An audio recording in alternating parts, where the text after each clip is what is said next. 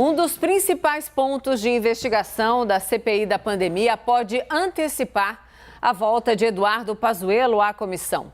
Abrimos essa edição falando sobre um relatório do Ministério da Saúde enviado à Procuradoria-Geral da República sobre a falta de oxigênio em Manaus. A PGR, Pazuello informou ter sabido da crise no Amazonas antes do que disse a CPI.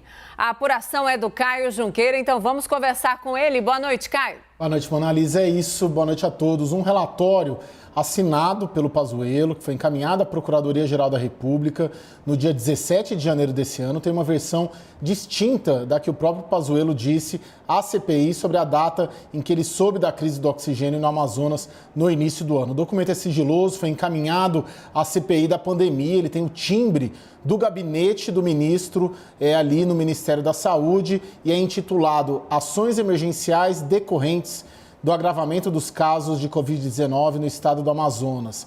E ele diz o seguinte, palavras do próprio Pazuello: foi detectado logo no início do período a gravíssima situação dos estoques de oxigênio hospitalar em Manaus, em quantidade absolutamente insuficiente para o atendimento da demanda crescente.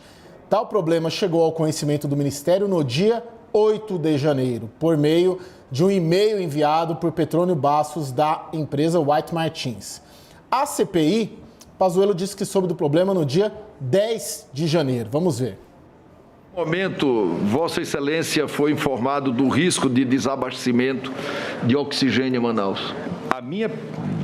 Eu tomei conhecimento de riscos em Manaus no dia 10 à noite, numa reunião com o governador e o secretário de saúde, quando eles me passaram as suas preocupações que estavam com um problema logístico sério com a empresa White Martins.